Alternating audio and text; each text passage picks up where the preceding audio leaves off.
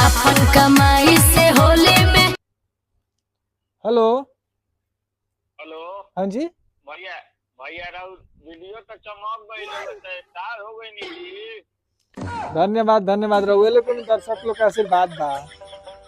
हाँ दर्शक लोग में हमारा विशेष बा। जी जी वीडियो खूब देखिले। हाँ वाह वाह बहुत बहुत धन्यवाद रुआ के। पानी हाँ बोली रिचार्ज मार दिन हमरा फोनवा पर केवल लाइक करे तनी रिचार्ज मार